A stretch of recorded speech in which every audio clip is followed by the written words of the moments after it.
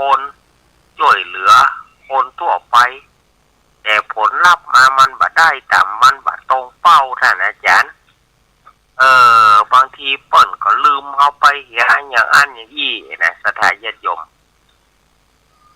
ถ้าเราทำดีแล้วเราก็บ่ต้องไปรอหามันนะ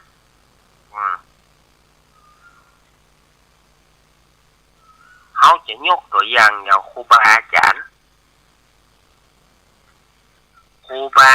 ารย์ที่เปิ่นได้เลี้ยงลูกศิษย์ลูกหามาเป็นพระเป็นเนนจนถึงซิกห้ำตำผ้าไปนะสถานญาติโยมอันนี้ หลวงพ่อพระเดชพระคุณหลวงพ่อท่านเจ้าคุณศรีธรรมนิเทศหรือว่าหลวงพ่อมหากมลโชติมันโตวสันปะคอย เปิ้นว่าไว้ว่าครูบาอาจารย์ บ่ได้หวังบ่ได้หวังผลตอบแทนอันใด สำหรับที่จะหวังกับพระเนรเถรน้อยของเปิ้นมันบอกว่าโอ้ครูบาอาจารย์บ่ได้หวังเด้อสอนคนไปฝึกคนไปจนได้ถึงทำงานได้เป็นใหญ่เป็นโตได้เป็น เจ้าอาวาสได้เป็นมหาสีคำตามผ้าไปก็ได้ทำงานดีๆเปิ้นก็บ่หวังการตอบแทนจากลูกศิษย์ลูกหาเหล่านั้นก็ถือว่าอย่าอุ่นใจกับลูกศิษย์เหล่านั้นว่าเขาได้สอบตรีโทเอกขึ้นไหมเขาได้เป็นมหาก็ดีเขาได้เป็นตุหลวงเจ้าวัดจนถึงว่าเขาซิกทำตามผ้าไป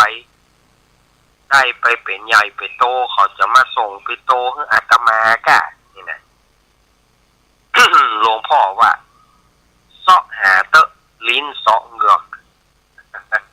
1 ใน 100หลวงพ่อพระเดชพระคุณหลวงปู่ศรีธรรมนิเทศเพิ่นว่า1 ใน 100จะไปเสาะหาเตะจะไปเสาะหามันมีน้อย ส่วนมากเปิ้นก็ประกอบอาชีพแล้วหรือว่าเปิ้นได้เป็นใหญ่เป็นโตไปแล้วเปิ้นก็จะอยู่ตามวิธีของเปิ้นหวังว่าเขาคงจะมาส่งปิโตให้เขา หลวงพ่อว่า1 ใน 100เนอะหาได้ยาก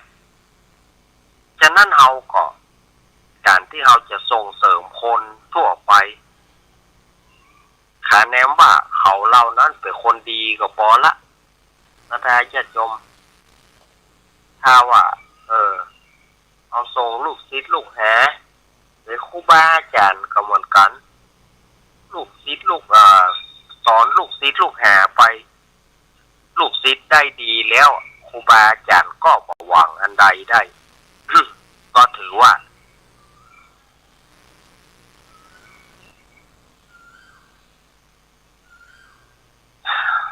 เปิ้นได้สั่งสอนมาการประพฤติปฏิบัติการประพฤติสิ่งที่ดีการทำความดีนั่นนะมันก็จะช่วยให้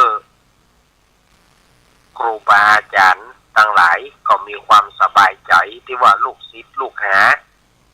ไปในทางเดียวกัน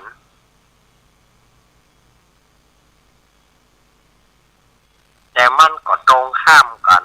บางคนก็ถือว่าบางคนนี้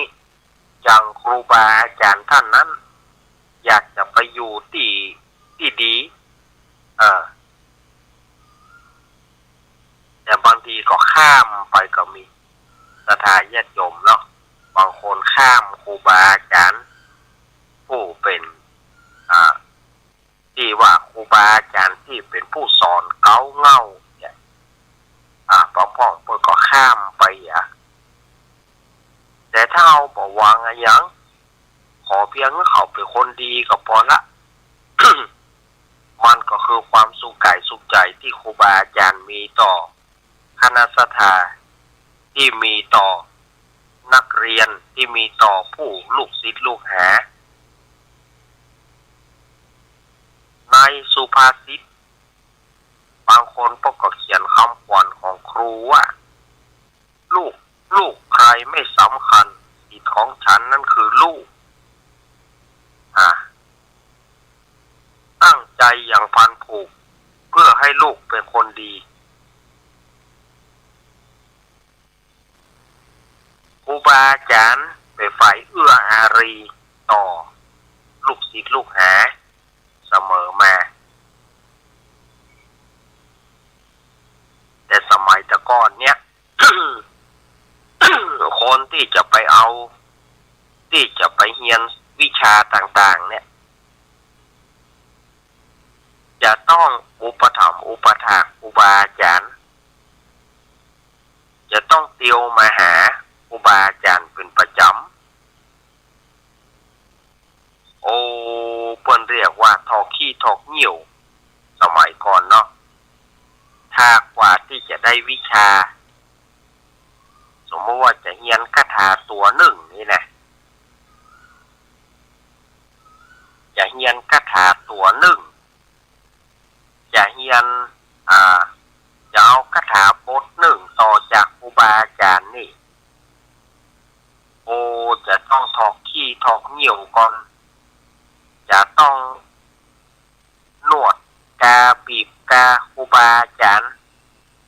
จะต้องอุปถัมภ์อุปถากครูบาอาจารย์จนเปิ้นหันแววก่อนเปิ้นหันแววก่อนว่าคนนี้เนี่ยอยากเงินสืบต่อไปได้เปิ้นพอแล้วก่อนเปิ้นถึงจะหรือว่าจะเป็นครูซอก็ดีอาจจะเรียนซอก็ดีจะเรียนเพลงก็ดีลูกศิษย์ลูกหาที่ไปอยู่กับครูบาอาจารย์ต้องอุปถัมภ์อุปถากเพียวบ้านเพียวจองเพียวหันเพียวนี่ตักน้ำต่ำเข้ากว่าที่ครูบาอาจารย์เปิ้นจะหันว่าดีกว่าเปิ้นจะหันว่าดีเปิ้นถึงจะสอนอันนี้ค่าของครูบาอาจารย์สมัยก่อนๆ เวลาที่เรียนหนังสือหนังหาเปิ้นก็เอาใจใส่สอนเอาจนได้สอนเอาจนได้สอนให้ได้ถึงแม้จะได้ประมาณเกินกลางหางมะก็ยังดีคนแต่ก่อนมันจะมีความกตัญญูกตเวทีต่อครูบาอาจารย์คนสมัยก่อนนี่อ่านครูกายไปนี่ยังบัดตานนี่เถอะเคารพละสวัสดีไว้ก่อนเคารพไว้ก่อนปัจเจมือแข็งนะปัจเจมือแข็งอ่านครูบาอาจารย์มาเนี่ยบารมีของครูบาอาจารย์เนี่ยถึงว่าครูจะเป็นยังไงก็จ้างครูบางคนในสมัยก่อนครูบางคนเนี่ยเมาเหล้าแต่ว่าบารมีคำว่าครูเนี่ยมันปกผมถือว่าบารมีของเปิ้นนะมาปกผมหัวปกผมเก้าของลูกศิษย์ลูกหาทำเมื่อลูกศิษย์ลูกหาเนี่ยหันครูวันนี้ครูเมาเหล้าขนาดมาได้ดูถูกนะหันยังเคารพอยู่เพราะบารมีของครูเนี่ยปกงำหัวอยู่ถ้าญาติโยมสมัยก่อนๆนี่นะแต่หันครูบาอาจารย์ครูบาอาจารย์เมาเหล้าที่เหล้าแต่ก็ได้คำว่าค รูเนี่ย บารมีของครูยังมีอยู่เปิ้นก็เคารพแต่ไก่อ่านเธอจะไปไหนอ่ะ ไปนี่ครับครูไปไหวก็ครับไปบ่ไหวผมจะพาไปอ่ะก็พาครูคนนั้นไปส่งถึงบ้านกันอย่างกันอันนี้สมัยก่อนๆเอาเนาะแต่เอามายุคนี้สมัยนี้นี่ความกตัญญูความกตเวทีมันหายไปเพราะว่าในสมัยประเดี๋ยวเนี่ยมันเป็นแถมยุคหนึ่งยุคที่จะเฮียนเอาตังไอทีจะเฮียนเอาตังอินเทอร์เน็ตครูบ่ต้อง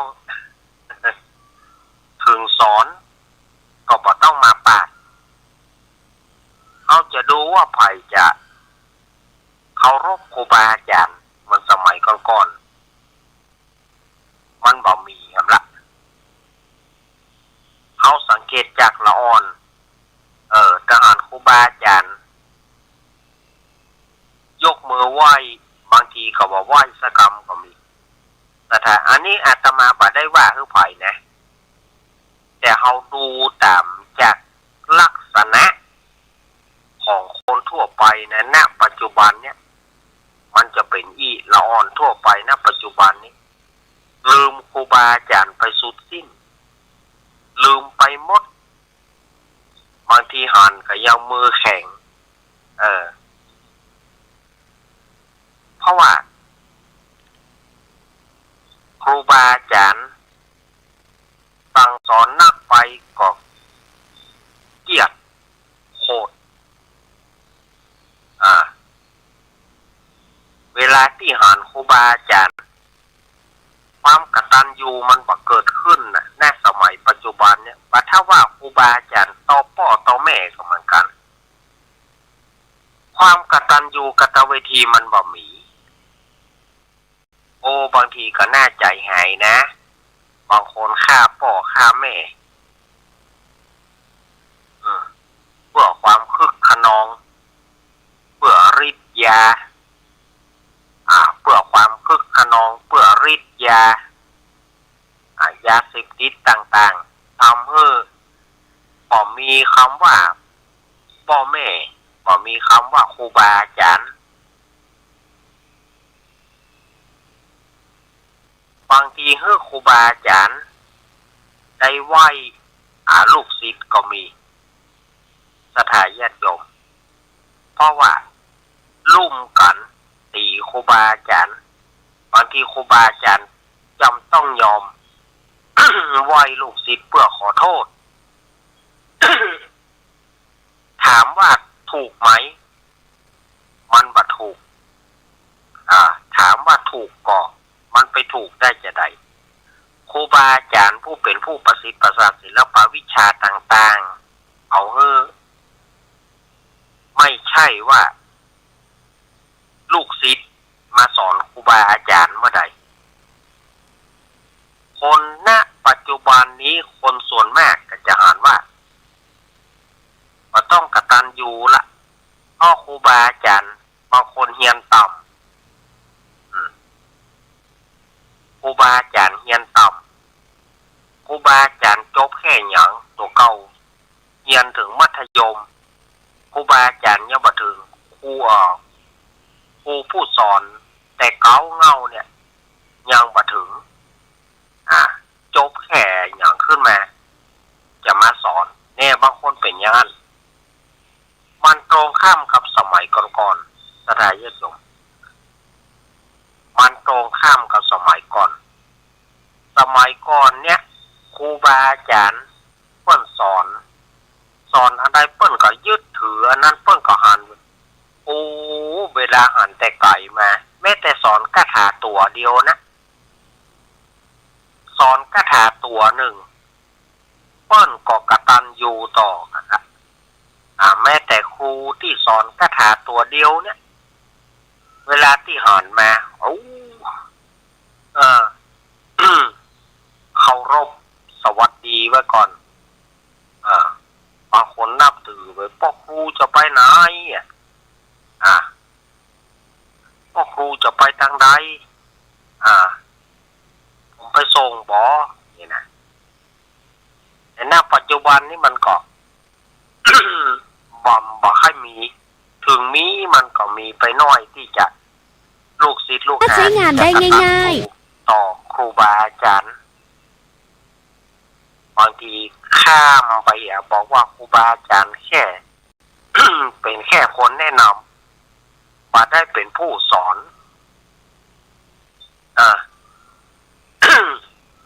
บางคนก็ข้ามไปเลยว่าเขามีความรู้แบบเจ้าครูบาอาจารย์ท่านนี้เอาไปหูดีครูบาอาจารย์ท่านอื่นเอามาได้จบมาจากครูคนนี้ก็เลยไขสื่อกันไปเวลาที่ปะที่พบก็ บ่มืออ่อนละบ่ไหวภาษากันละยี่ก็มีมันสมัยมาเดียวคนมันก็ความกตัญญูกตเวทีมันก็บ่มีความที่ไผที่จะมีพินิจพิเคราะห์ว่าเฮามีความรู้มามีความรู้มาจากครูบาอาจารย์ท่านนี้เนี่ยมันมีไปน้อยมาก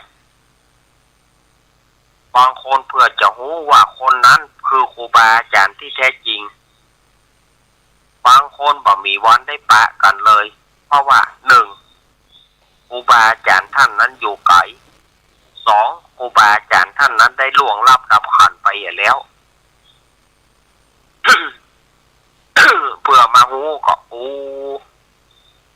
เฮาบ่มีเปิ้นเฮาก็บ่มีวันนี้ได้มันแก้ไขหยังบ่ได้ล่ะ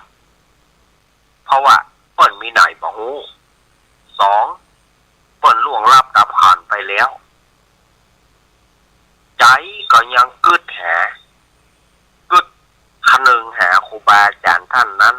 อยู่เสมอมาแต่ว่าบ่มีโอกาสที่จะได้ตอบแทนคุณเปิ้นบ่มีโอกาสที่จะได้ไหว้เปิ้นที่จะได้ขอขมาลาโทษเปิ้นเมื่อสมัยที่เปิ้นเป็นเจ้าอาวาสก็ดีสมัยที่เปิ้นเป็นครูบาอาจารย์สั่งสอนก็ดีเมื่อก่อนบางคนจังเจ้าอาวาสเมื่อสมัยเป็นพระเป็นเณรเป็นขยมอยู่จังเจ้าอาวาสตนนี้เปิ้นสั่งเปิ้นสอนเปิ้นด่าเปิ้นเคียนพ่องโคตรด่าเปิ้นด้วยคำหยาบคำคายเกลียดคือเปิ้นจะตีเปิ้นอย่างอันอย่างอี้ก็มีอันนี้เรามองภาพรวมนะปัจจัยว่าอาตมาจะมาว่าผู้ใดผู้หนึ่งนะอันนี้มันเป็นความจริงศรัทธาญาติโยมมันเป็นความจริงบางคนจังสมัยมันเป็นเจ้าอาวาสจังว่าละเปิ้นสั่งเปิ้นสอนเปิ้นสอนวิชาต่างๆเปิ้นสอนทำสอนหยังเกียรติโคตรบางคนบ่ถูกเจ้าวาดเลยก็มีจังพอว่าเมินเข้าเปิ้นสิกขาลาเพศไปก็ดีเปิ้นได้ล่วงลับดับขันไปก็ดีมาเกิดถึงถ้าเฮามีเปิ้นณวันนั้นเฮาก็บ่มีวันนี้ใครปะเปิ้นเพื่อใครไหวใครสาเปิ้นใครขอสุมาเปิ้นมันบ่มีโอกาสอันนี้ที่มันผูกพันกันมาแต่ก่อนเจ้าว่าที่เปิ้นเคยได้เป็นครูบาอาจารย์ที่เปิ้นเคยแนะแนวว่าเตะทำอย่างนั้นเน้นสวดมนต์อันนี้ได้เตะอันนี้ได้สอบนักธรรมได้เปิ้นจะจำจี้จำชัยหน่อยเปิ้นจะจำจี้จำชัย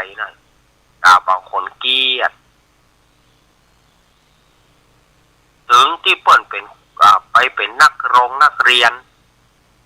ไปเป็นนักเรียนก็เหมือนกันครูบาอาจารย์เพิ่นสอนเกียรติเกียรติปากันบางคนปากันหนีออกจากโรงเรียนไปเพราะจังครูคนเนี้ยบางคนก็ประท้วงพ่อแ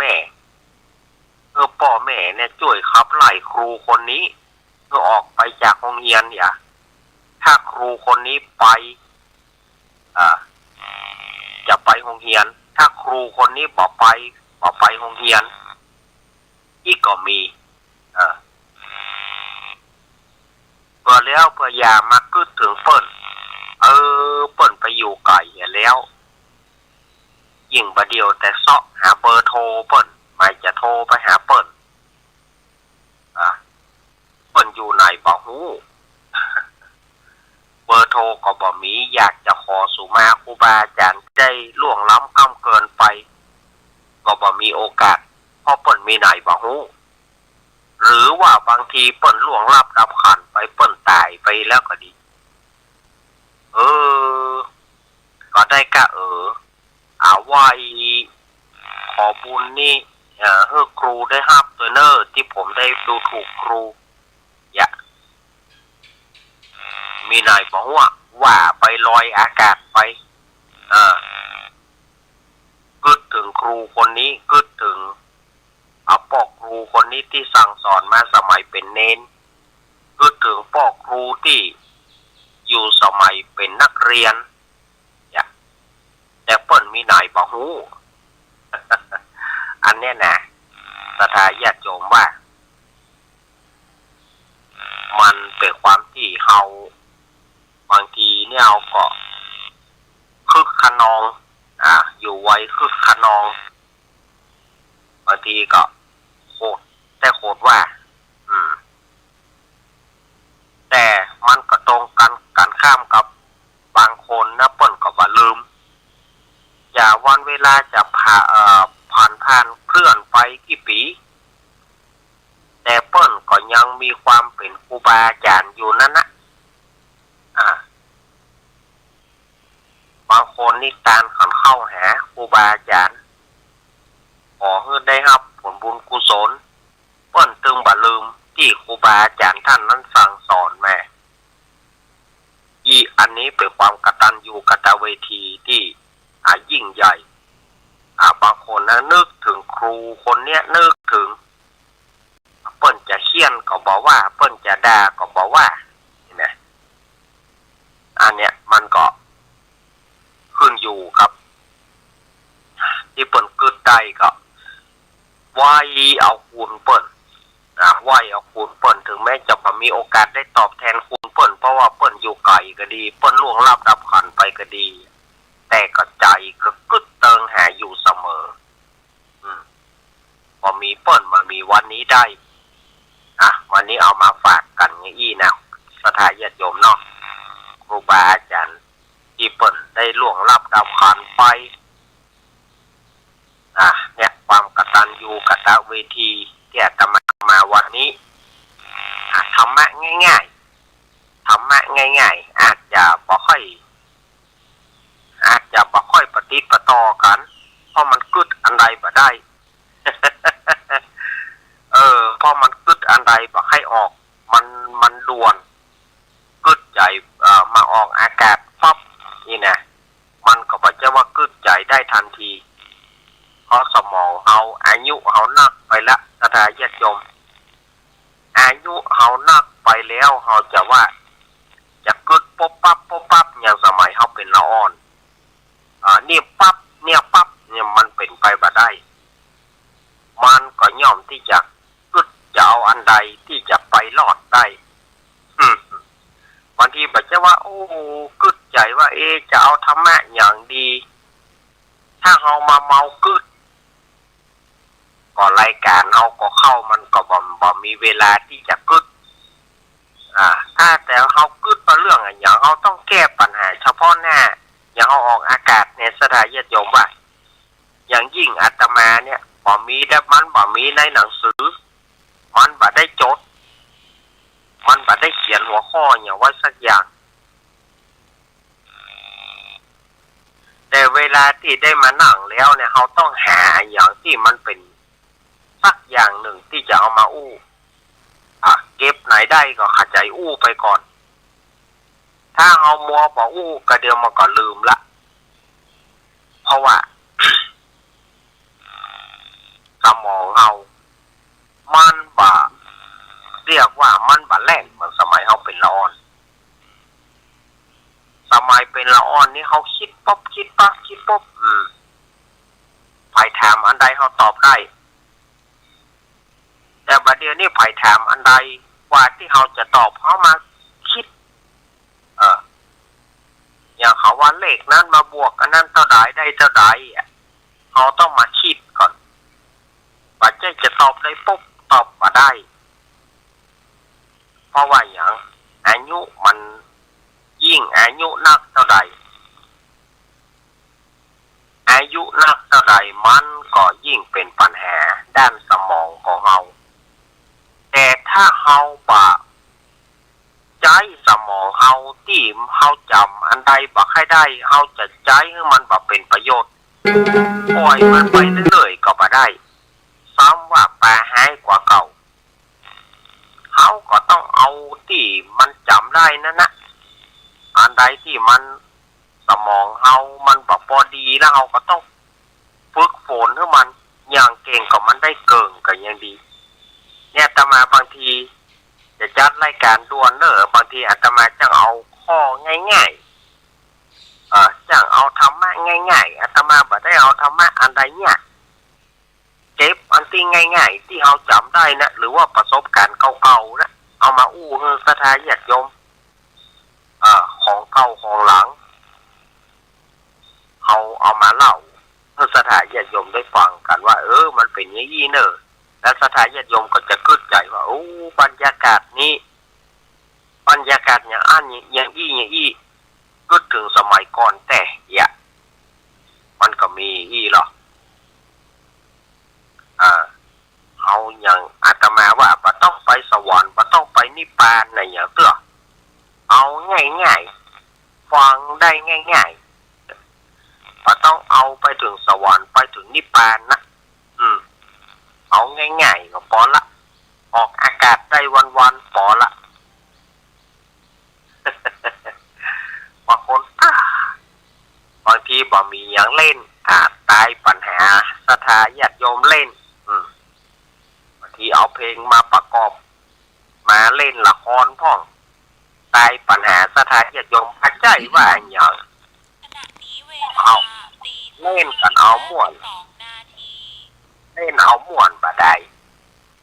เขาเล่นเอาม่วนตาอันเขาบ่ต้องไปกึดอย่างนักหนาบ่ต้องไปอย่างนักหนาอย่าคิดอย่าเครียดอย่าคิดอย่าเครียดอย่าอะไรทั้งสิ้นนะเราบ่ต้องไปคิดอย่างละฟังเอาม่วนก็พอละศรัทธาญาติโยมฟังเอาม่วนถ้าไผจะเก็บเอาสาระหน้าหูไปก็ได้ถ้าไผบ่เก็บสาระหน้าหูไปก็บ่เป็นหยังจะเปิดสายประทานนั่นศรัทธาญาติโยมเวลาเหลือแค่2 นาทีไปอาตมาก็จึง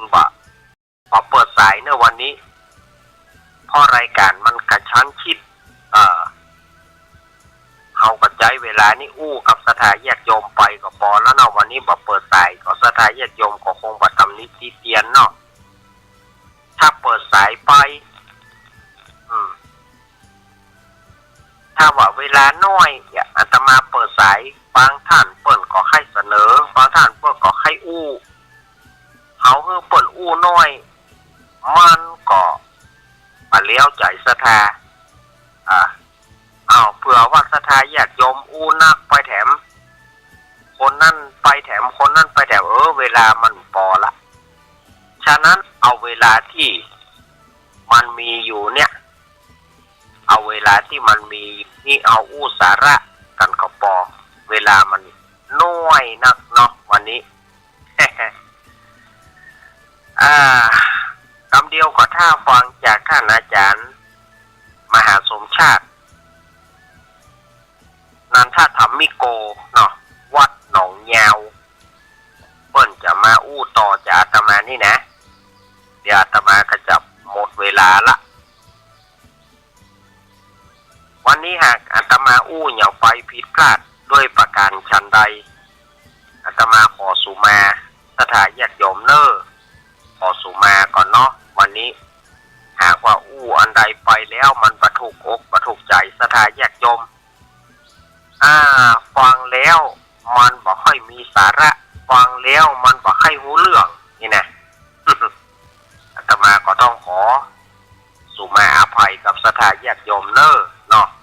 เพราะว่ามันคิดได้ก็เอามาว่าคิดได้ก็เอามาว่าไปเนาะขอขอบคุณทุกเสียงทุกสายขอขอบคุณทุกสถานีที่เอื้อเฟื้อเวลาได้ดีเสมอมาอาตมาก็หันว่าพอสมควรแก่การเวลาอาตมาก็จะละสถาญาติโยมไปก่อนเนอะเอาไว้วันพุธเมื่อเจ้าตี 3 ถึงตี 4เกิงสถาญาติโยมก็ค่อยมามาใหม่เนอะวันพุธตี 3 ถึงตี 4เกิงสถาญาติโยมก็ค่อยมาอาตมาภาพในรายการปเปเหระปกิณกะธรรมะคนรุ่งใกล้แจ้งรายการเสียงธรรมแสงทองตี 3 ถึงตี 4เกิงวันพุธค่อยปะกันวันนี้ลาไปก่อนอภิวาทนาสีริสานิจังวุธาปัจจายโนจัตตารโอธรรมวัฏันติ